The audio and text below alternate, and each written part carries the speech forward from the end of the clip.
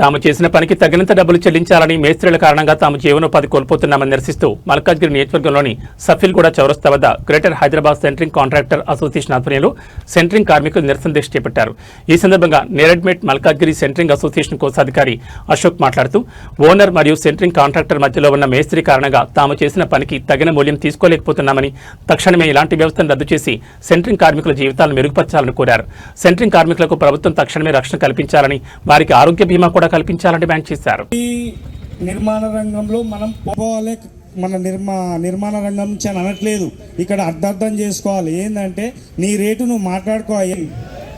జై సెంట్రింగ్ కాంట్రాక్టర్ల ఐక్యత.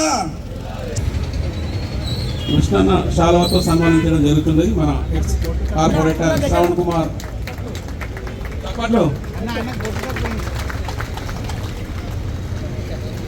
నేరెడ్మెట్ జోన్ మల్కాజిగిరి మహేష్ యాదవ్ అధ్యక్షుని మాట్లాడుతున్నా. మా ఒక డిమాండ్ ఏంటంటే గత 12 ఏళ్ల సంది మాకు అన్ని రేట్లు పెరుగుతున్నాయి. మా సెంట్రింగ్ రేట్లు ఒకటే మాకు చాలా అన్యాయం జరుగుతున్నది. ఇదేంటంటే దీనికోసం మేము ఈ 16వ తారీఖు నాడు మేము ధర్నా చేపట్టినాము. ఇదో 12వ రోజు. మీ మీడియా సభంగా మేము ఏమంటున్నామంటే బిల్డింగ్ రంగంలో 20 మంది కాంట్రాక్టర్లు పనిచేస్తారు. అందులో కీలక పాత్ర సెంట్రింగ్ పాత్ర. పెట్టుబడి పెట్టి పనిచేస్తాము. మాకు గుర్తింపు లేకుండా పోతున్నది.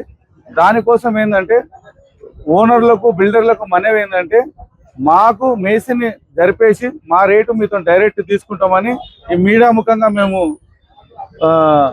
తెలియజేస్తున్నామని కోరుతున్నాం. Thank you. మేము greater Hyderabad centring contractors association ఆధ్వర్యంలో ఈ రోజుకు మా సమ్మె 12వ రోజు చేరింది. మా సమ్మె యొక్క ముఖ్య ఉద్దేశం ఏమనగా మా యొక్క రేటు ఈ తాపి మేస్త్రితో ముడిపడి ఉన్నది. ముఖ్య ఉద్దేశం మెయిన్ ఇదే.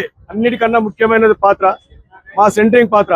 ఏ నిర్మాణానికైనా సెంట్రింగ్ వాళ్ళు ప్రతి దానికి వెన్నుముక లెక్క. ఒక మనిషికి శరీరంలో వెన్నుముక ఎంత అవసరమో ఒక బిల్డింగ్ కు సెంట్రింగ్ వర్కర్లు అంత అవసరం ఉంటుంది. మేము చేసిన దానికే అందరూ ఒక మనిషి శరీరం ఆకృతి తీసుకొచ్చిన తర్వాత మనం బట్టలు ఎప్పుడంటే వేసుకోవచ్చు, ఎప్పుడంటే అప్పుడు ఇప్పొచ్చు, ఏ రకమైన చేసుకోవచ్చు. ఆకృతి మాత్రం చేసిన వాళ్ళదే గొప్పతనం.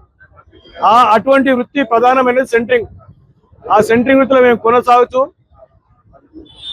కొనసాగుతూ మా జీవనాలు గడుస్తున్నాయి. కానీ ఎదుగుదల మాత్రం లేదు. ఎందుకంటే మా మధ్యలో ఇంటి ఓనర్కు మాకు మధ్యలో ఒక మేస్త్రి అనే ఉంటాడు. ఆ మేస్త్రి ద్వారా మేము రేట్లు తీసుకొని ఆ మేస్త్రులు మా దాంట్లో మాకు పోటీతత్వం పెంచి ఒకరికొకరు రేట్లు దించుకుంటూ మాలో మాకు పోటీతత్వం పెట్టి మమ్మల్ని ఇబ్బందుల పాలు చేసి మేము గత 10 సంవత్సరాల ముందు 40 రూపాయల రేటు ఉన్నా కూడా ఈరోజు మాకు 27, 26, 28 మధ్యలో దించుకుంటూ వచ్చేసి మాకు పోటీతత్వం పెట్టి ఆ 27, 28 చేస్తే మాకు ఏమి గిట్టుబాటు కాని పరిస్థితి తీసుకొచ్చినారు. అట్లాగే అందుకని మేము ఎన్నో రోజుల నుంచి ఎన్నిసార్లు చెప్పినా కూడా వాళ్ళు రేటు దించడమే తప్ప పెంచిన రేటు మాత్రం లేదు.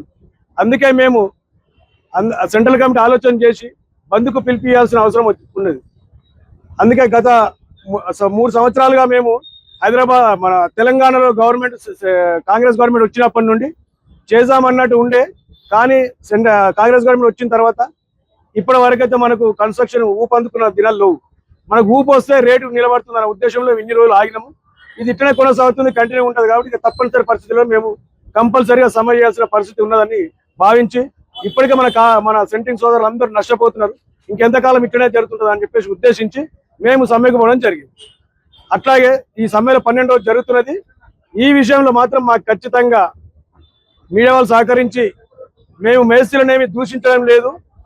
మాకు న్యాయమైన కోరిక ఏంటంటే మేము డైరెక్ట్గా ఓనర్లతో పని చేసుకుంటాము. మీరు మా రేటు ఎందుకు తీసుకుంటారు? మా రేటు తీసుకుని మమ్మల్ని ఇబ్బంది పెట్టాలి. మీకు పడిన రేటు మీరు చేసుకుంటాం, మా పడిన రేటు మేము మాట్లాడుకుంటాం. మా ఉద్దేశం మెయిన్ ఉద్దేశం అది మేస్త్రుల ద్వారా. ఇక ప్రభుత్వం ద్వారా మాత్రం మాకున్న సెంట్రింగ్ కార్మికులకు ఒక ప్రమాదవశాత్తు చనిపోతే ఇప్పుడు ఉన్న పరిస్థితులలో మన హైదరాబాద్ లో లోకల్ గా చిన్న బిల్డింగ్లు తప్ప పెద్ద బిల్డింగ్లు మాత్రం ఎక్కడైనా కూడా బయట లేబర్ ను తీసుకొచ్చా కానీ పనులు జరగలేని పరిస్థితులు. బయట లేబర్